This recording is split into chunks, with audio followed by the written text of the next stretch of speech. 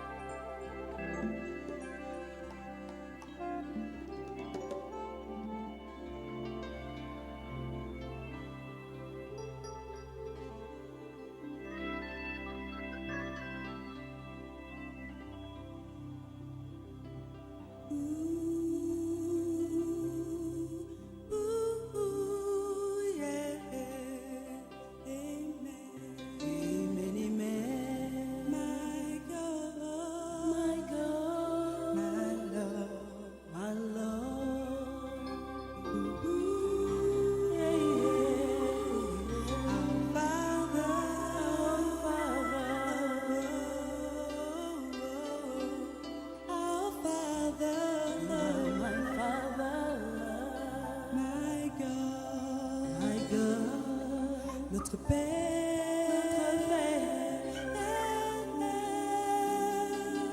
notre Père, notre Père, notre Père, notre Père qui est dans les cieux, que ton nom soit sanctifié, qu'il soit sanctifié,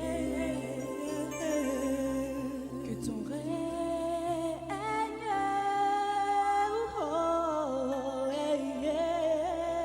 que ton règne vienne,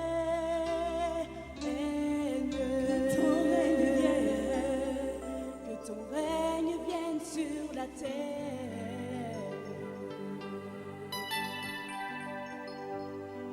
Que ta volonté soit faite sur la terre comme au ciel. Comme au ciel. Sur la terre comme au ciel. Sur la terre comme au ciel. Comme au ciel. Sur la terre comme au ciel. Donne-nous aujourd'hui notre pain de ce jour. Pardonne-nous nos offenses, comme nous pardonnons aussi à ceux qui nous ont offensés. Pardonne-nous, Seigneur.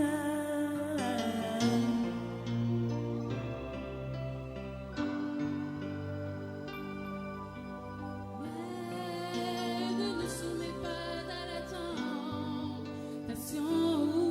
Non, jamais. Délivre-nous du mal. Oui, délivre-nous du mal. Délivre-nous du mal. Oui, délivre-nous du mal. Délivre, Seigneur. Oh, oh yeah. Ah, c'est à toi appartient le règne, la puissance et la gloire. Pour les siècles des règne, pour les siècles des règne, pour les siècles des la puissance, pour les siècles des et la gloire, pour les siècles des siècles. Amen.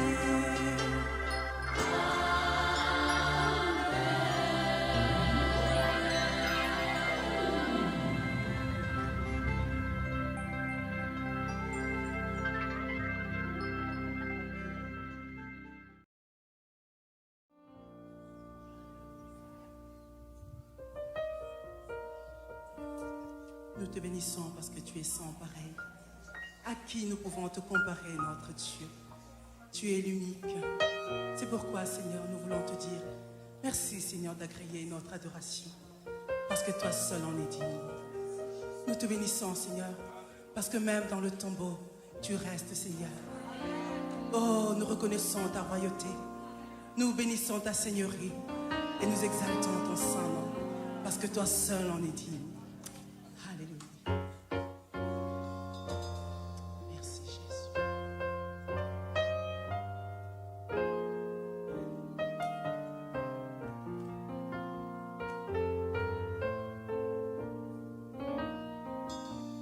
Mon âme bénit le Seigneur et mon esprit magnifie son nom, car la mort n'a pas pu le retenir, même dans le tombeau. Jésus est Seigneur, même dans le tombeau. Jésus est Seigneur. Mon âme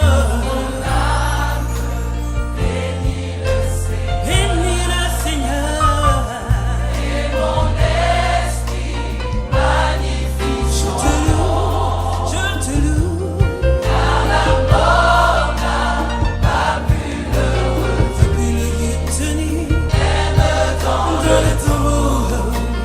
Jésus est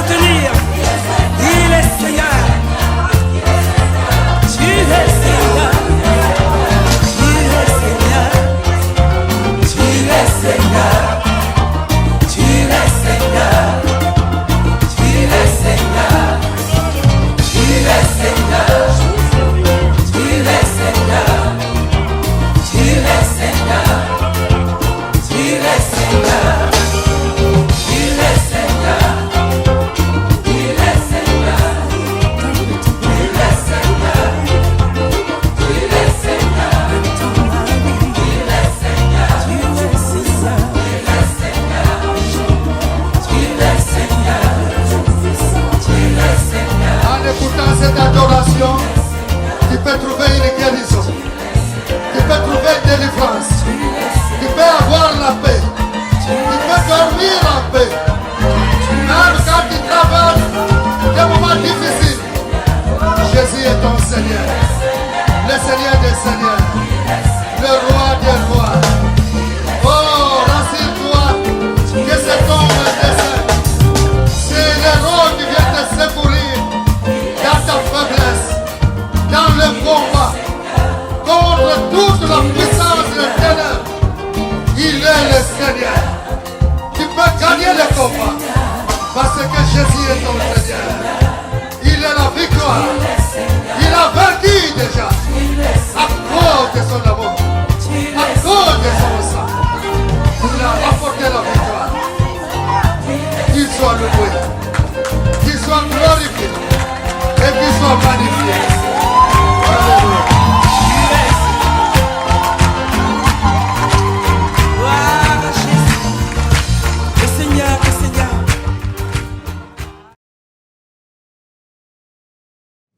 Bonjour à tous. 2020, croisade différente, mais la bénédiction, elle est là. Parce que la bénédiction ne dépend pas de ce que nous pouvons peut-être penser ou la forme que nous allons donner à ce que nous allons faire. La bénédiction dépend de ce que Dieu veut faire et de la foi que nous mettons, dans l'action que nous menons et dans la parole de Dieu. Et notre Dieu, il est fidèle à tout ce qu'il dit. Dieu n'a jamais failli à sa parole. À chaque fois qu'il a dit, il a parlé, il a annoncé, la chose s'est accomplie. Et de la même manière qu'il l'a fait autrefois, de la même manière qu'il le fait aujourd'hui, il bénit. Notre Dieu n'est pas en retard, il n'est pas en avance, il est juste à l'heure. Alors 2020, c'est une belle croisade. Entrer dans une nouvelle dimension, dans tous les domaines de notre vie, c'est à cela que le Seigneur nous appelle. Et c'est ce que le Seigneur veut faire dans ta vie, c'est ce que le Seigneur veut faire dans ma vie et dans notre vie. Je vais commencer par saluer tous ces hommes avec qui nous avions l'habitude de partager, tous ces hommes et toutes ces femmes avec qui nous avions l'habitude de partager des moments de discussion, des moments d'échange, des moments de plaisanterie. Et cette année, nous ne serons pas ensemble malheureusement, mais nous restons quand même liés et nous sommes unis dans cette œuvre que Dieu nous a confiée. Entrer dans une nouvelle dimension de notre vie, le Seigneur nous appelle chacun à marcher dans ce chemin-là. Nous avons un Dieu qui n'a jamais imaginé un instant qu'il ne peut y avoir une forme de progression dans notre vie, une forme d'ascension dans notre vie. Quelle que soit la durée que nous aurons à vivre sur cette terre, Dieu nous appellera toujours à grandir, à aller de l'avant, à ne jamais stagner. Alors, peut-être que nous nous posons la question, comment vais-je faire pour grandir alors que je ne peux pas me réunir? Comment vais-je faire pour grandir, pour entrer dans une nouvelle dimension de ma vie alors que je suis à la maison? Comment vais-je faire cela? Mais sache que là où tu es, chez toi, dans ta maison, Dieu est là. Et si Dieu est là, les choses deviennent possibles. Parce que rien n'est impossible à celui qui croit. L'année dernière, nous avons vécu une année de réveil. C'était l'année de réveil, on avait parlé de l'année de réveil. Cette année, c'est une année pour entrer dans une nouvelle dimension. Alors, est-ce que nous allons pouvoir y entrer dans notre engagement à servir le Seigneur, dans notre capacité à gérer notre famille, dans notre manière de vivre? Est-ce que nous allons entrer dans une nouvelle dimension ou alors est-ce que nous allons rester dans la situation dans laquelle nous sommes aujourd'hui? Est-ce que nous voulons aller de l'avant? Est-ce que nous voulons accéder à autre chose? Moi, j'aime bien la parole de Dieu et c'est cette parole que nous allons lire maintenant. Et quand la Bible dit dans le livre de l'Apocalypse, chapitre 4, verset 1, et Jean est en train de dire qu'il entend la voix de celui qui est assis sur le trône qui lui dit « Mais après cela, je vis une porte ouverte dans le ciel. » Il n'a pas vu une porte ouverte n'importe où, il a vu une porte ouverte dans le ciel. Et la voix que j'avais entendue me parler au début et qui résonnait comme une trompette me dit « Monte ici et je te montrerai ce qui doit arriver après cela. » Jean, isolé sur l'île de Patmos, où il a été condamné, il a été exilé sur l'île de Patmos, où il a vécu des choses parce qu'il était aux mines. Jean a la vision de Dieu. Il a vécu des choses difficiles dans sa vie, Jean, à cause du nom de Jésus. Et alors, on aurait pu penser que Dieu le laisserait tranquille, vieillir tranquillement. Il avait déjà vécu des choses parce qu'il a vécu avec Jésus. Il a marché avec Jésus. Il a partagé des choses avec son Seigneur. Il est arrivé, il est vieux, c'est un vieillard. La tradition dit qu'on l'a trempé dans de l'huile bouillante. On l'a ressorti et miraculeusement, il est resté vivant, il n'est pas mort. Alors, on aurait pu dire qu'il a atteint un certain niveau. Il a atteint une certaine sagesse, une certaine connaissance qu'il n'a pas besoin d'aller plus loin. Mais il arrive sur l'île de Patmos et il entend la voix, cette voix qui s'était adressée à lui au début du livre de l'Apocalypse, qui lui dit « Monte ici, parce que la porte est ouverte et je te montrerai des choses que tu n'avais jamais vues. » On voit dans la vie de Jean cette progression, cette envie de vivre une nouvelle dimension dans sa vie spirituelle. Et là, c'est pas seulement la volonté de Jean, c'est la volonté de Dieu. Et la volonté de Dieu pour toi aussi, c'est de vivre une nouvelle dimension dans ta vie spirituelle. Alors, est-ce que tu vas faire ça? Est-ce que tu vas faire ça? Parce qu'il y a des choses qu'on ne verra jamais si on ne monte pas. La Bible n'a pas demandé, la voix n'a pas demandé à Jean de monter sur une montagne, mais c'est de monter au ciel, là où est le Seigneur. Là où on voit des choses qu'on ne verra jamais si on reste au niveau du sol, parce que notre vie est brouillée, parce que notre vue n'est pas claire, parce qu'on n'a pas une vue imprenable sur les beautés et les merveilles que ce monde ou cette vie où le ciel peut nous proposer.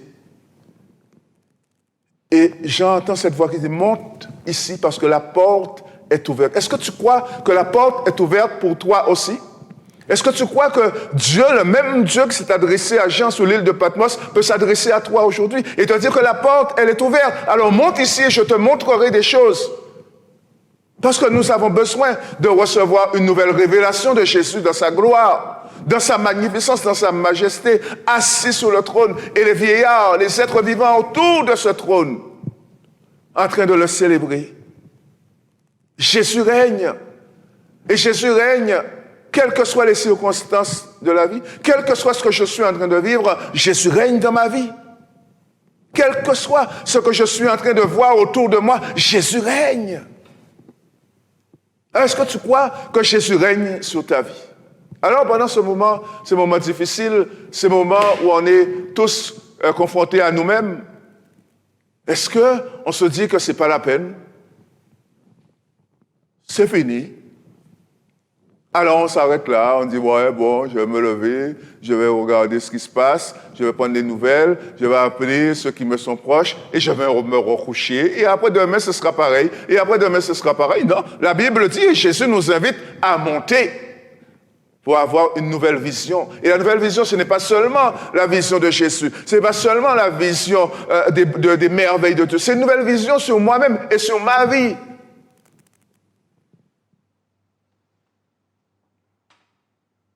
Jean, tranquille sur l'île de Patmos, isolé, aux mines, condamné. La tradition dit qu'après, il a été libéré et il est mort de vieillesse. Et le seul parmi les apôtres de Jésus qui ont vécu avec Jésus, qui soit mort de vieillesse. Tous les autres ont été martyrisés, tous les autres ont été torturés, tous les autres ont été tués. Mais lui, il est mort de vieillesse. Parce que Dieu l'a voulu. Dieu l'a conduit dans ce chemin-là. Mais toute sa vie, il a grandi. Parce que toute sa vie, il avait quelque chose en lui qui disait que Dieu veut que je vive une nouvelle dimension dans ma vie spirituelle. Alors toi, que vas-tu voir? Qu'y a-t-il à voir dans cette nouvelle dimension? Est-ce que tu veux passer à un autre stade de ta vie ou est-ce que on veut rester au même niveau? Oh, moi je crois que mon Dieu, le Dieu que nous servons, est un Dieu qui maîtrise toutes choses. Et ce monde est en effroi. Ce monde cherche des solutions à son problème. Ce monde est en train de chercher toutes sortes de solutions. Personne, on n'entend pas les gens chercher Dieu. Mais toi, moi, nous savons quelle est la solution à ce monde. Et la solution à ce monde, c'est Jésus. Ta solution, c'est Jésus. Je dois vivre une nouvelle dimension dans ma vie spirituelle, dans mon engagement et dans ma capacité à servir mon Dieu. Je dois être conscient que rien n'est terminé, rien n'est fini, que Dieu a besoin de moi, mais pour que Dieu puisse m'utiliser comme je dois être utilisé, il faut que je grandisse. Il faut que j'atteigne un nouveau stade dans ma vie. Le Seigneur veut te conduire. Le Seigneur nous tend la main. Il veut nous conduire dans ce chemin-là. Alors, on peut imaginer ce qui s'est passé sur le mont Sinaï. Moïse, sur le mont Sinaï, entend Dieu qui dit « Moïse, Moïse ». Et Moïse dit « Mais qu'est-ce qui se passe? Qu'est-ce que j'entends là ?» Mais Dieu dit, je veux que tu vives autre chose. Je suis qu'un berger. Je ne sais pas parler. Je veux que tu vives une nouvelle dimension dans ta vie. Et pour que tu vives une nouvelle dimension dans ta vie, il faut que cela change. Il faut que tu aies une nouvelle révélation de ton Dieu. Et je suis ton Dieu. Je suis le Dieu d'Abraham. Je suis le Dieu d'Isaac. Je suis le Dieu de Jacob. C'est moi qui te parle maintenant. C'est moi qui me révèle à toi maintenant, parce que je veux que tu vives autre chose, parce que j'ai entendu les cris de mon peuple et je suis descendu pour voir et pour libérer ce peuple-là. Moïse, mais ça fait 400 ans qu'il s'esclave. C'est fini, c'est terminé. Pharaon ne les laissera jamais partir. C'est pas possible. Qu'est-ce que tu racontes là? Tu dis, je suis l'Éternel, le Dieu d'Abraham, d'Isaac et de Jacob. Et je suis venu, descendu pour libérer mon peuple, et je t'ai choisi pour libérer mon peuple, mais pour que tu puisses entrer et grandir dans ton engagement envers moi, il faut que tu reçoives une nouvelle révélation de ma part. Il faut que tu veuilles vivre une nouvelle dimension dans ta vie. Oui, mais si tu dis ça, peut-être que c'est pour... Comment ça, c'est possible? C'est moi qui ai créé la langue. C'est moi qui ai créé le langage. C'est moi qui ai créé l'homme. Je sais ce qui est en toi. Je sais ce que j'ai mis en toi. Je sais combien de temps j'ai passé à te préparer pour ce moment-là. Et ce moment-là, c'est le moment pour toi aussi. Parce que Dieu s'adresse à toi, Dieu te parle, parce qu'il a pris du temps pour te préparer. Et c'est maintenant que tu dois te lever pour vivre autre chose avec ton Dieu. Moïse s'est levé, il a été un leader, il a été un manager, il a été un chef d'hommes, il a un meneur d'hommes, il a affronté Pharaon avec la parole de Dieu, il en est sorti vainqueur, il a traversé le désert pendant 40 ans, un homme qui était sur le mont Sinaï en train de garder des moutons. Dieu voulait l'emmener dans une nouvelle dimension dans sa vie et Dieu veut faire des choses exactement de la même nature, de la même chose avec toi. Il faut que tu entres dans une nouvelle dimension avec ton Dieu. Mais pour cela, il faut que tu rencontres ce Dieu-là. Pour cela, il ne faut pas seulement que tu aies entendu parler de ce Dieu-là, il faut que tu le rencontres. Dieu veut que tu le rencontres, Dieu veut que tu sortes de là et que tu montes là. Alors, la balle est dans ton camp. Et la parole de Dieu qui t'est adressée aujourd'hui mérite une réponse de ta part. Alors, quelle sera ta réponse? Oui? Peut-être. Je ne sais pas. Je ne peux pas. Jamais.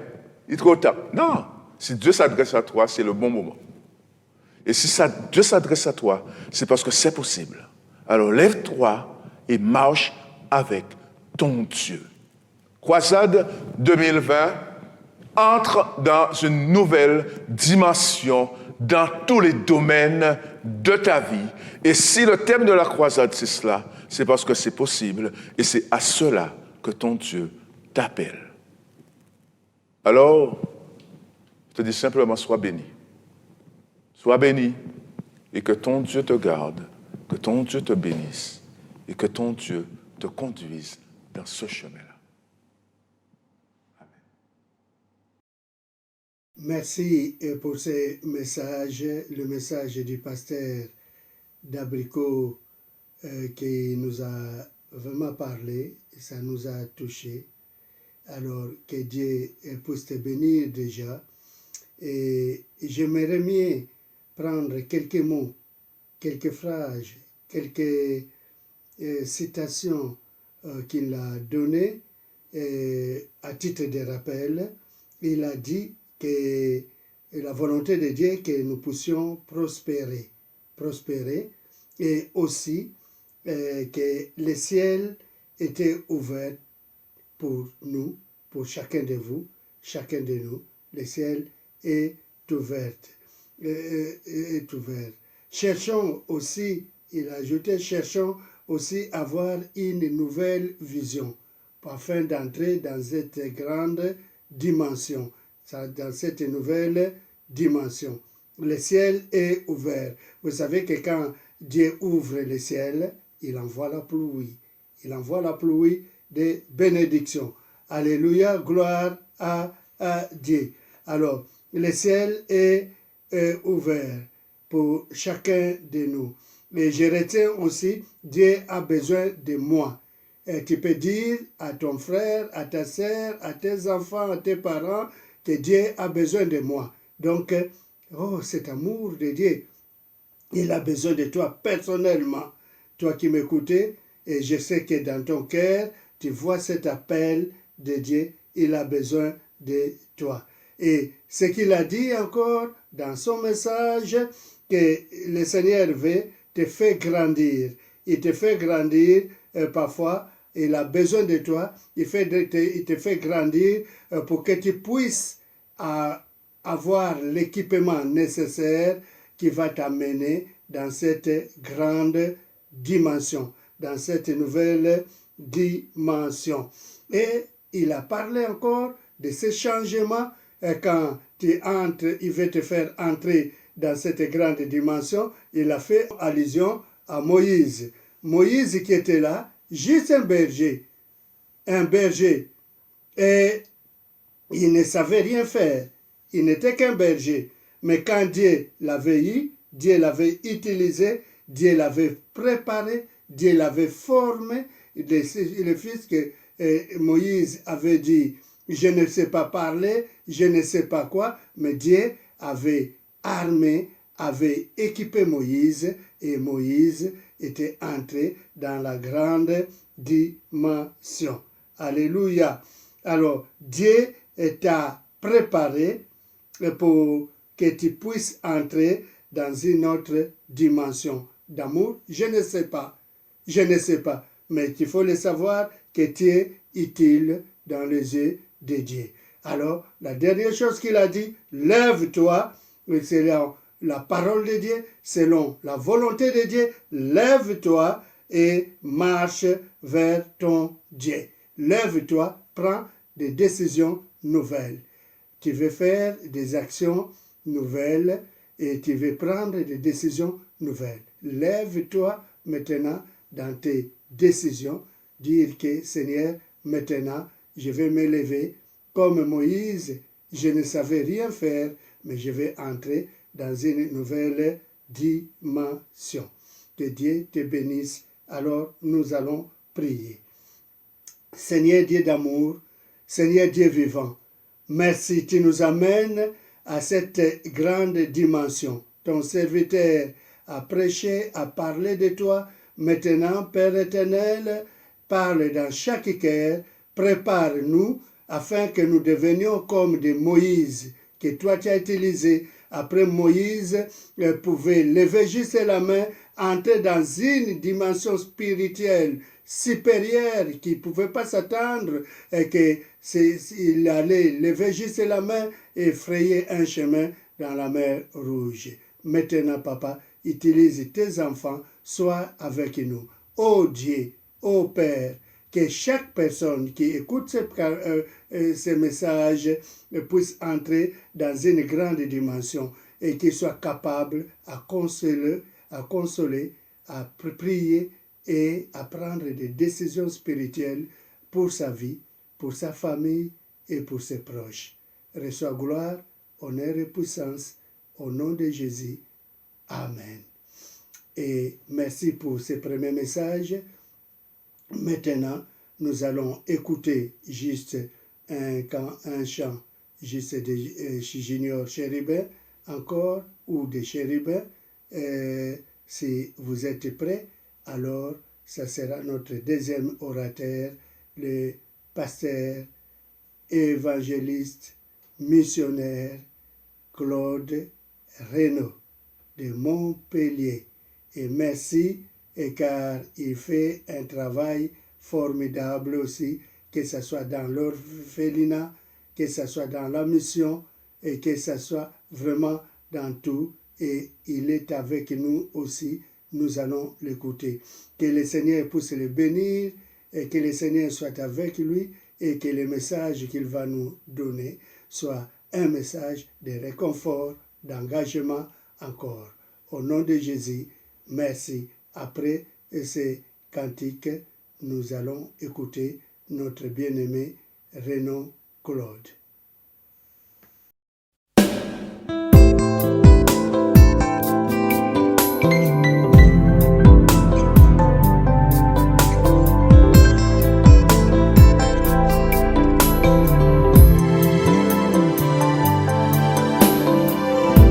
Seigneur, je voudrais tant te dire tout ce que je ressens. Je voudrais tant t'appartenir à toi tout simplement. J'ai tant pleuré, j'ai tant souffert, mais tu m'as libéré. Seigneur, je voudrais tant te dire avant qu'il ne soit trop tard. Oh, préparons-nous avant qu'il soit trop tard. Il revient bientôt. Oh, oh.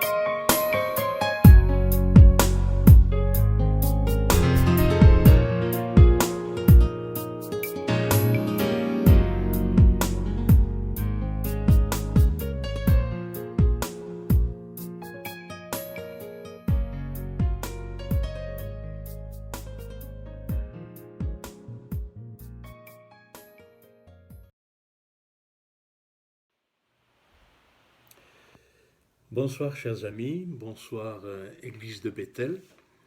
C'est une joie de nous retrouver ensemble autour de la parole de Dieu.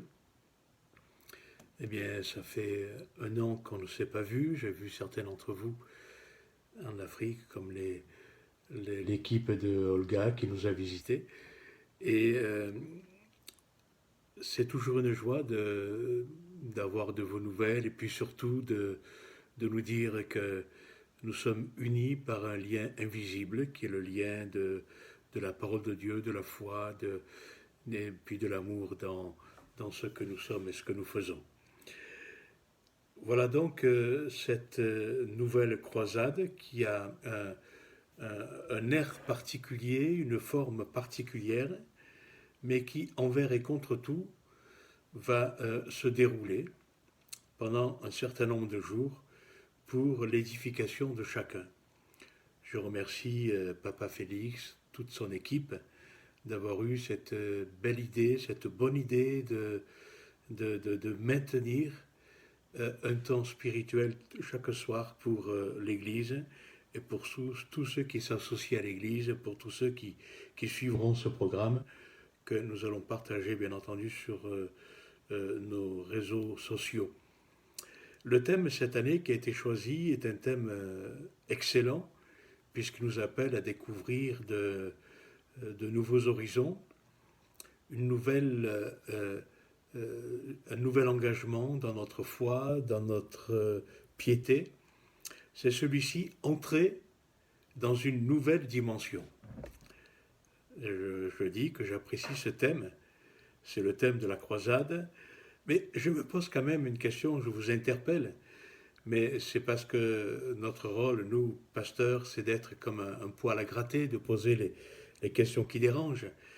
Est-ce que ce thème n'est pas l'aveu que jusqu'à présent, nous ne vivions pas dans une nouvelle dimension? Alors, ma question c'est, où vivions-nous? Dans quoi vivions-nous? Que faisions-nous? Qu'est-ce que nous pouvions être jusqu'à présent? En fait, je ne pense pas qu'il y ait réellement une nouvelle dimension, mais plutôt une évolution et une progression dans la profondeur de notre relation avec Dieu. Il n'y a pas plusieurs révélations, il n'y a qu'une révélation, mais il y a une évolution dans la révélation et dans la compréhension du plan de Dieu à notre égard. Dieu se révèle et c'est progressivement qu'on le découvre. On ne connaît pas tout de Dieu du jour au lendemain, mais au fur et à mesure de nos expériences, de notre évolution, de notre croissance spirituelle, alors nous découvrons qui est Dieu et quelle est sa volonté à notre égard. Il y a quelques textes que je vous invite à lire dans Ésaïe chapitre 43, verset 19. Ésaïe 43, verset 19, Dieu dit « Je vais faire une chose nouvelle, sur le point d'arriver. » Et il dit aussi « Je mettrai un chemin dans le désert et un fleuve dans la solitude. » Des choses nouvelles. Un chemin dans le désert, un fleuve dans la solitude. Nous reviendrons là-dessus. Dans Ésaïe chapitre 43, le verset précédent, verset 18, « Ne pensez plus aux événements du passé, ne considérez plus ce qui est ancien. » Ne pensez plus aux événements du passé et ne considérez plus ce qui est ancien.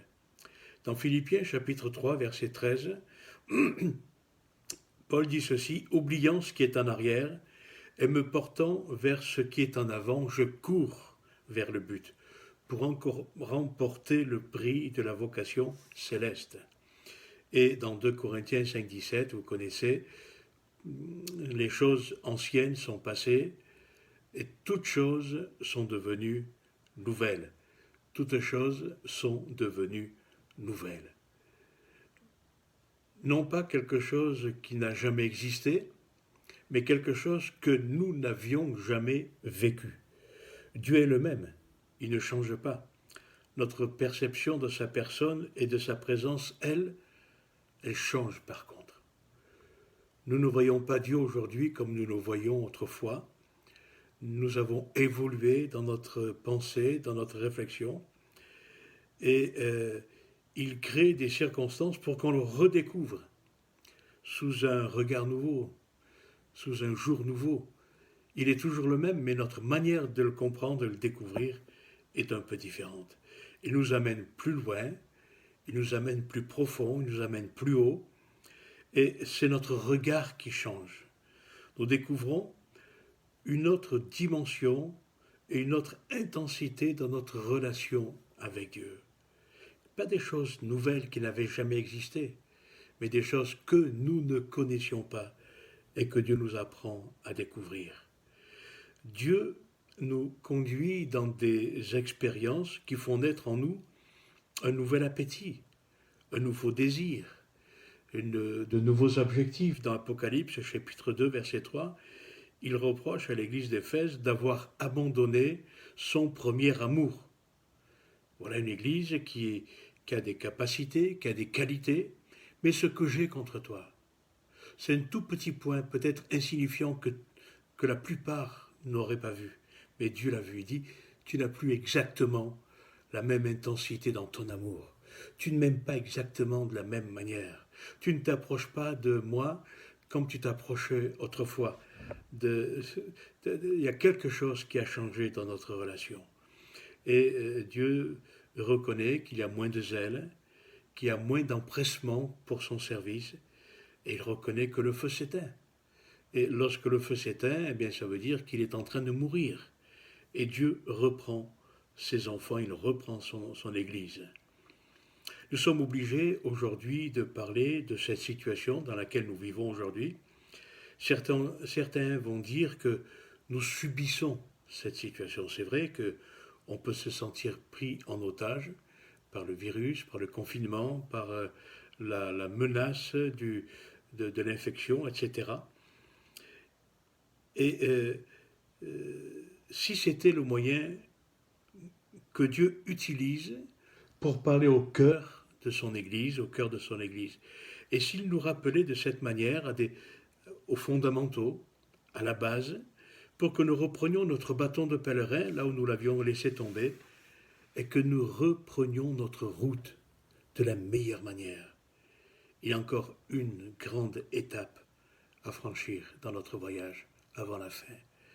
Et pour cette dernière étape, nous avons besoin d'être renouvelés dans notre vision, dans notre amour, dans notre confiance, dans notre expérience, dans notre relation avec Dieu.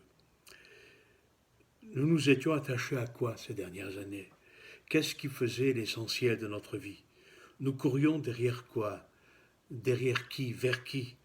Vers le succès, vers la réussite, vers la performance, vers les résultats en termes de profit.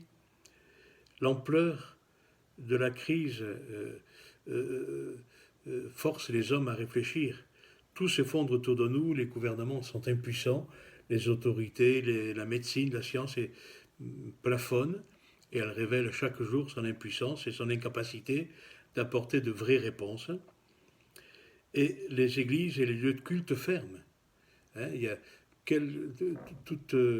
toute tendance confondue, on voit les lieux de culte fermés les uns derrière les autres. Et je voudrais dire que très certainement, plusieurs d'entre eux n'ouvriront plus jamais. Il y a ce que l'on appelle des églises opportunistes, des églises éphémères, comme des commerces éphémères, qui sont là uniquement pour écouler des stocks. Il y a des églises qui se sont créées simplement parce qu'ils avaient une opportunité de faire rentrer de l'argent, de manifester des désirs, de diriger, de manifester ses capacités, son pouvoir, etc. Il y a beaucoup d'églises qui n'avaient pas de légitimité et qui étaient là, qui existaient. On ne sait pas pourquoi elles étaient là et pourquoi Dieu permettait qu'elles étaient là. Elles n'étaient pas représentatives des vraies valeurs bibliques, évangéliques. Elles ne véhiculaient pas le vrai message de la parole de Dieu, de la mort à soi-même, de la repentance, de la vie de piété et de consécration. Et on voyait toutes sortes de déviations dans ces églises et dans ces ministères qui étaient à leur tête. Et je pense que nos acquis, nos certitudes fondent comme de la neige au soleil. Dieu est en train de forcer l'Église et le monde à plier les genoux devant sa souveraineté. On a vu, les images ont été relayées par les médias, on a vu des centaines, des milliers d'Italiens sortir sur la place, sortir dans les rues, se mettre à genoux, toute tendance de croyance confondue, et implorer la grâce de Dieu, implorer le secours de Dieu en disant que c'est de Dieu dont nous avons besoin. Nous avons mis notre confiance dans les hommes, dans les gouvernements, dans la science, dans les hommes, mais il n'y a que déception. Aujourd'hui, nous disons et nous voulons dire haut et fort que c'est de Dieu dont nous avons besoin et dont nous aurons encore besoin demain. Dieu est en train de d'ébranler la terre et le ciel. Dieu est en train d'ébranler nos fondements, nos convictions, pour nous amener à des choses plus réelles, moins terre à terre, plus profondes et plus authentiques. En conclusion, puisque ça fait 11 minutes, et elle m'a dit moins de 15 minutes, en conclusion, je voudrais dire que Dieu nous attire au désert. Le désert, ce n'est pas un lieu où Dieu n'existe pas. C'est un lieu où Dieu règne. Dieu règne même dans le désert. Il n'y a pas de lieu sur terre, sous terre, dans le ciel, sous le ciel, où Dieu n'est pas capable d'exercer sa souveraineté. Et ça remet les choses un peu d'aplomb. Même en enfer, rien ne se passe sans que Dieu l'ait voulu. Même dans le royaume du diable, Dieu reste souverain, maître, Seigneur. Alléluia. Il nous attire dans son désert pour parler à nos cœurs. Il nous attire dans la solitude. La solitude, c'est le désert. Il fait couler des fleuves dans la solitude et il fait couler des fleuves dans le désert pour nous révéler justement ces fleuves insoupçonnés, insoupçonnables, qui coulent abondamment dans le désert. Cette eau-là, elle n'est pas polluée, elle n'est pas détournée, elle n'est pas corrompue, elle ne profite pas à des hommes, elle n'alimente pas des réserves humaines.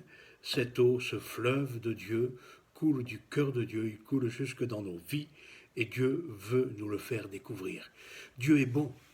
Il aurait pu permettre que l'Église termine son histoire sur sa lancée, et avec peu de chances que beaucoup soient sauvés, avec peu de chances que beaucoup rencontrent le Seigneur réellement. Il y a beaucoup de gens qui, à la porte du ciel, se verront la porte fermée simplement parce que le Seigneur dira « Mais je ne vous connais pas. Je ne vous connais pas. Vous vous êtes servi de Dieu, mais vous n'avez pas servi Dieu. Vous êtes servi de ma parole, vous êtes servi de tout ce qui fait la foi dans le cœur des hommes, mais vous vous êtes servi de cela à votre profit. Vous vous êtes enrichi sur le nom de Dieu. Il nous attire pour que nous vivions notre foi seul à seul avec lui, seul face à lui, pour lui, sans artifice, sans décorum, sans musique, sans orchestre, sans lumière, sans projecteur, sans estrade, sans peut-être voir le pasteur en chair et en os. Simplement, il nous attire, il nous appelle à vivre notre foi avec lui et pour lui. Quelle chose extraordinaire. Nous aurions pu faire de cette période de confinement, de peur, de crainte de l'infection du virus, un moment de terreur, un moment d'échec, un moment de repli sur soi-même, dans la dépression, dans la neurasthénie. Dieu nous appelle au meilleur. Et ce moment que nous vivons est la porte du meilleur. C'est la porte qui s'ouvre. Il dira ceci, celui qui entre par moi, il entre, il sort de l'autre côté. Une porte, c'est fait pour entrer, mais quand on rentre d'un endroit, on sort de l'autre. Et là, il trouvera de verts pâturages pour son âme. Voilà. Moi, je bénis Dieu pour la période que nous vivons. Ce n'est pas une période facile, mais personne n'avait dit que ce serait facile. Personne ne nous a dit, lorsque nous sommes convertis, lorsque je me suis fait baptiser en 1969, après ma conversion, lorsque j'ai été baptisé, mon pasteur ne m'a pas dit que ça serait facile. Mais non, j'ai compris que ça ne serait pas facile, mais ce serait possible. Difficile, mais possible. Exaltant, extraordinaire. La voilà l'aventure à laquelle j'aspirais tout jeune. La voilà l'aventure dans laquelle le Seigneur nous a appelés. Il n'y a pas de plus grand bonheur que de marcher avec toi, Seigneur. Et aujourd'hui, je renouvelle mon engagement. Nous renouvelons, Église Bethel, renouvelle ton engagement avec Dieu, pas avec l'Église. C'est pas une Église que tu sers, c'est pas un homme de Dieu, c'est pas Papa Félix que tu sers, c'est Dieu. Et si tu sers ton prochain dans l'Église, c'est pour la gloire de Dieu, pour plaire à Dieu et pour honorer ton Seigneur. Voilà les quelques paroles que le Saint-Esprit m'a inspirées. J'espère que vous allez tous bien. Nous prions les uns pour les autres. Nous ici, nous allons bien. Ma santé est meilleure. J'attends qu'une chose, c'est de pouvoir repartir en Afrique et être auprès des enfants de l'orphelinat. Tout le monde vous salue. Lorsque les filles sont venues, elles sont revenues avec un message pour vous, avec des messages pour vous, des messages d'amour, d'affection. Croyez-moi, nous vous aimons et nous vous portons sur notre cœur. Que Dieu bénisse votre Église, que Dieu bénisse tous les auditeurs, ceux qui assistent à ce culte, eh bien, qu'ils soient bénis, qu'ils soient renouvelés dans leur cœur. Nous vous aimons et nous prions pour vous. Bonne soirée. Nous bénissons le Seigneur. Nous avons écouté ce message de notre bien-aimé, le pasteur Claude Renaud, et que Dieu soit béni. Alors, j'ai retenu quelque chose par rapport à son message, et il y a une parole, deux paroles, quelques paroles qui nous sont adressées. Cela veut dire que Dieu a une nouvelle, nous demande de prendre un nouveau engagement. Pendant toutes ces situations, Dieu attend de nous un nouveau engagement. Donc nous allons prendre un nouveau engagement pour entrer dans une nouvelle dimension de son amour et de sa grandeur. En quelque sorte pour grandir. Il dit qu'il veut faire, Dieu veut faire une chose nouvelle dans notre vie, dans ce que nous vivons, dans ce que nous passons et dans ce qui nous arrive. Ne pensez plus pourquoi. Il dit encore, il donne une parole de foi en disant, ne pensez plus aux événements passés, car Dieu veut les transformer en bénédiction, une chose nouvelle. Dieu parfois, il dit encore que Dieu parfois crée certaines circonstances dans notre vie, dans notre monde, pour que nous puissions l'aimer davantage, pour que nous puissions nous tourner vers lui et voir sa grandeur. Alors, il veut aussi, parfois, à travers ces circonstances, pour que nous puissions l'aimer davantage. L'aimer davantage. Regardez, plusieurs fois, des personnes étaient fatiguées pour aller prier et ne mettaient plus Dieu à la première place, mais devant de pareilles circonstances, tout le monde, je suis persuadé, attend qu'à la fin de tout cela, qu'il court maintenant, qu'il commence à aller prier. Bravo, si c'est votre cas, bravo. Il veut nous apprendre aussi à fléchir nos genoux. Parfois, on n'avait plus l'habitude de prier, de s'agenouiller, de fléchir nos genoux. Et notre prière était « Dieu merci » et ça s'arrêtait là. Mais il fait parfois des circonstances pour que nous puissions être encouragés et mis dans la prière pour entrer dans cette grande et nouvelle dimension. C'est Dieu qui a besoin de nous. Il veut nous voir en action. Il veut nous voir en action.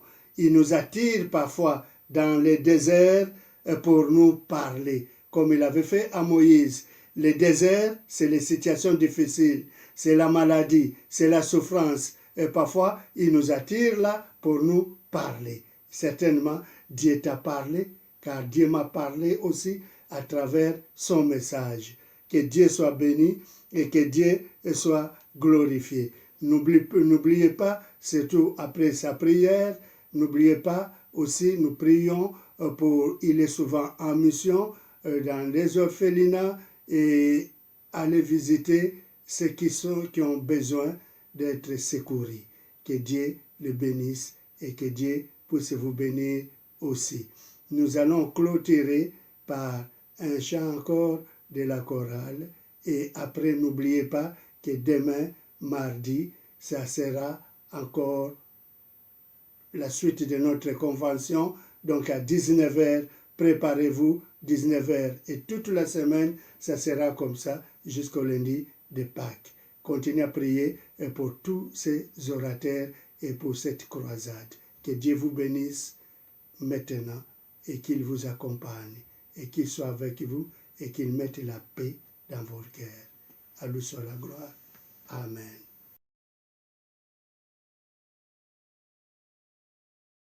Il agira pour toi aujourd'hui. Il agira encore demain. Il agira autant de fois que tu croiras. Il agira. Il agira pour toi aujourd'hui. Il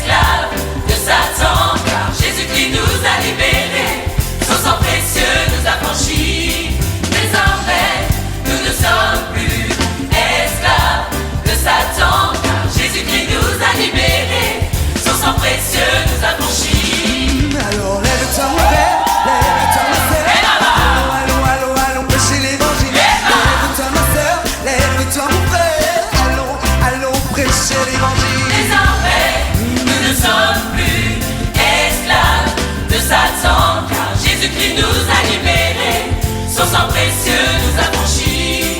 Désormais, nous ne sommes plus esclaves de Satan, car Jésus-Christ nous a libérés, son sang précieux nous a franchis.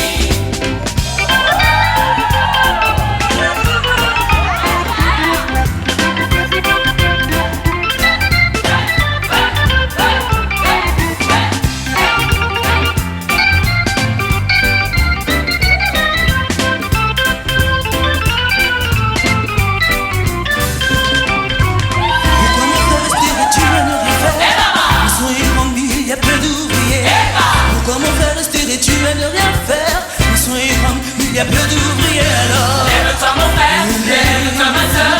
Allons, allons, allons, allons prêcher l'évangile. Lève-toi mon frère, lève-toi ma soeur. Allons, allons prêcher l'évangile. Désormais, nous ne sommes plus esclaves de Satan, car Jésus-Christ nous a libérés, son sang précieux nous a franchis. Pourquoi ma soeur resterais-tu à ne rien faire? Nous soyons grande mille, il y a peu d'ouvriers. Pourquoi ma soeur resterais-tu à ne rien faire? Nous soyons grande mille, il y a peu d'ouvriers alors. Lève-toi mon frère, lève-toi ma soeur. Allons, allons, allons, allons prêcher l'évangile. Lève-toi mon frère, lève-toi ma soeur. Allons, allons prêcher l'évangile.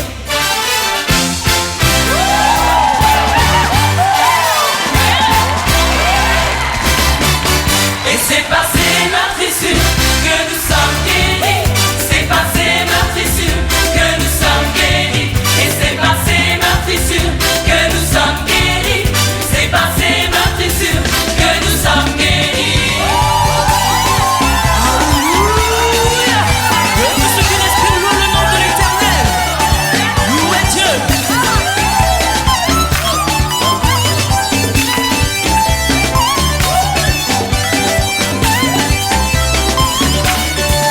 Et c'est par ces meurtrissures que nous sommes guéris. C'est par ces meurtrissures que nous sommes guéris. Et c'est par ces meurtrissures que nous sommes guéris. C'est par ces meurtrissures que nous sommes guéris.